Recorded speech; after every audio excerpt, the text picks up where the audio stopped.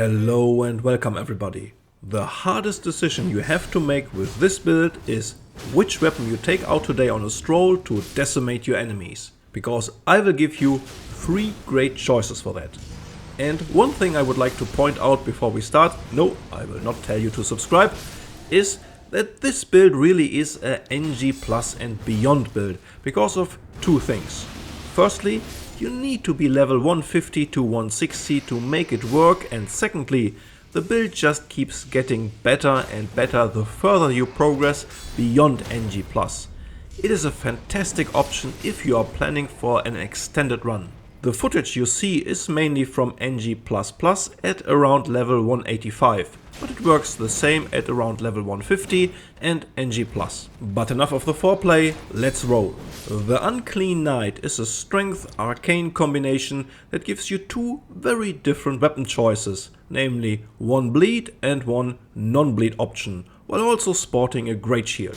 And I even throw a 3rd weapon into the mix, if you want to combine both playstyles and find the Great Spear variant too overpowered. Speaking of the Great Spear, this brutally effective variant is equipped with Mockwin's Sacred Great Spear that is just insanely strong against anything that bleeds. But that is not all, you can also turtle and poke from behind your Great Shield, despite the fact you are holding a weapon the size of a freaking telegraph pole in your hand. On top, you can just hug a wall and kill enemies around the corner without direct line of sight. For bleed resistant enemies, we switch the spear for Murray's Executioner Sword to do as the name says, execute enemies. And here we are utilizing guard counters not for the damage, but to break enemies' poise to charge up our Ash of War, where you can guard counter directly with an uncharged weapon art. A very powerful and stylish setup.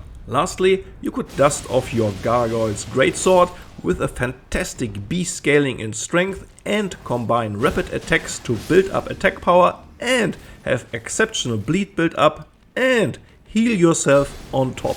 Of course, I'm talking about blood tags here, more on that in the detailed section of this guide, which we start right now. Because we are talking about an arcane and strength build here, it would be a waste not to utilize a great shield. The lightest and best looking variant for this build with a decent guard boost is the Red Mane Great Shield. It comes at only 14 kg and a guard boost of 72. Weight is important because the stat spread for this build is pretty hefty, so every kilo counts. A good farming spot is the knight here, because there's a site of grace nearby where you just can hop on Torrent and he is alone, making him easy to farm quickly. All Wiki-Links to the weapons, skills and gear can be found as usual in the video description. The first of our 3 possible weapons, and the most overpowered one as long as your enemies are not bleed resistant, is Mockwin's Sacred Great Spear. This impressive toothpick is in the same S tier league as Blasphemous Blade and can make the game so easy that you want to switch it out from time to not get bored. On the other hand, is the weapon art just one of the coolest in the game and you will catch yourself screaming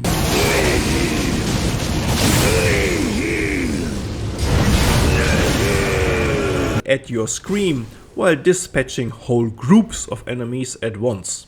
It also complements a great shield setup because you can turtle behind it to block and poke, very useful for any pesky dogs and similar foes. And while the basic weapon moveset for this great spear is rather boring, the awesome running R2 attack and the immense reach for block counters make more than up for this.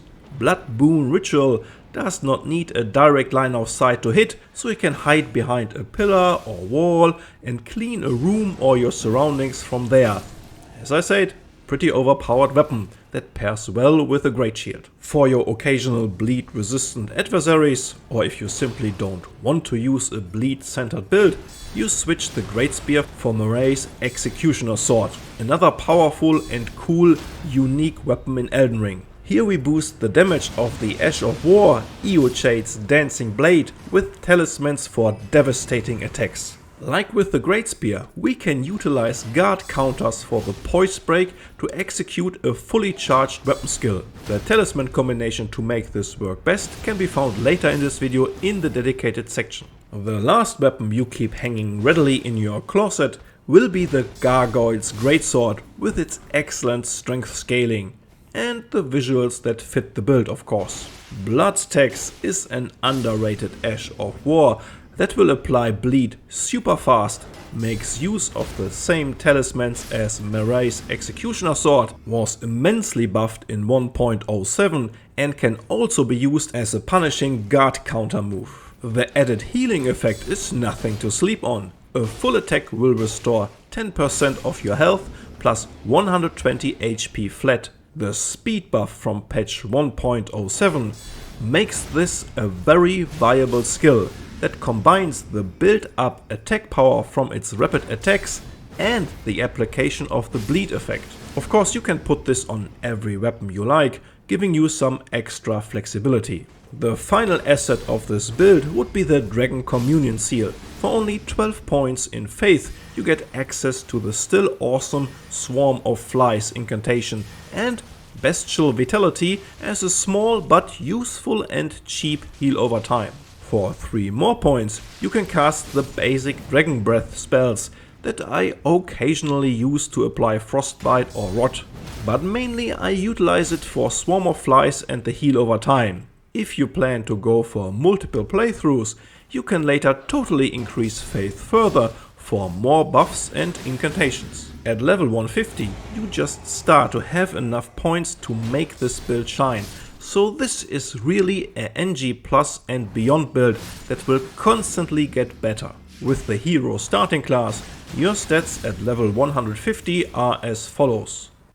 45 Vigor, you will want to hit 50 at some point later. 20 Mind to have just enough FP for your rather expensive Ashes of War. 37 Endurance for an armor setup with more than 51 poise, the Great Shield and one of the 3 weapons. 55 Strength to reach the soft cap here, but you will want to go up to 80 to further boost the weapon damage. 14 Dexterity for minimum weapon requirement, Intelligent is not needed for this build, and 12 Faith to access Swarm of Flies and Bestial Vitality. 39 Arcane that your headpiece will increase to 42 at this point. Beyond level 150, your main investments will be Vigor until 50, Strength until 80, this stat will increase your pure weapon damage the most, and Arcane up to at least 47 to reach 50 with the head armor. Arcane does not improve weapon damage as much as Strength, but also boosts bleed build up and Swarm of Flies. Recommended talismans for the Great Spear setup are Shard of Alexander, the Great Shield Talisman and the Ritual Sword Talisman. The last slot I would call your flex slot here. A cost reduction for your rather expensive Ash of War, a poise increase or more damage for your block counters would all be great options depending on your playstyle. Blood Boon Ritual does not benefit from the Winged Sword Talisman. The Great Sword setups does however benefit greatly from anything that boosts attack power with rapid attacks, no matter if you use Blood Tax or Eochade's Dancing Blade. So the talismans we use are a little different here. Again, Shard of Alexander and the Great Shield Talisman, but then Millicent's Prothesis with the Winged Sword or later the Rotten Winged Sword insignia. For a more aggressive setup or in boss fights where you can't guard counter, switch the Great Shield Talisman for one of these.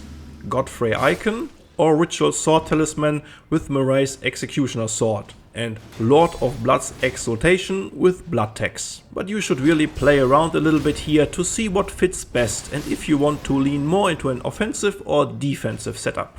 As armor I use the Raging Wolf armor, Blight's Greaves, the Mask of Confidence for the 3 extra points in Arcane, and the Bull Goat Gauntlets to reach 53 poise. Keep medium rolling and maximum drip levels. You want to reach at least 51 poise to tank through light attacks with your weapon skills. The Flask of Wondrous Physics gives you a lot of options. I would recommend a good mix between some damage negation or heal over time and the Thorny Cracked tier for the great swords. You can maximize a fully charged Eochade's Dancing Blade with the spiked crack tier in addition to that, but you will have to drop a defensive option to do so. Strength Arcane builds might overall have less choice for unique weapons, but what you can pick belongs to the strongest options the game has to offer. The combination with a Great Shield makes this a strong and fun build to play, and to have 3 different weapon setups available prevents this build from becoming repetitive. Mogwin's Sacred Spear is pretty much overpowered for everything that can bleed, but the enemies will get a lot tougher in NG++ and beyond, where this build is still able to ramp up damage with every additional point in Strength or Arcane. What do you think about this build, and what other builds would you like to see covered in the future? Let me know in the comments. That is all for now about Elden Ring. Take good care of yourself and enjoy your journeys in the lands between.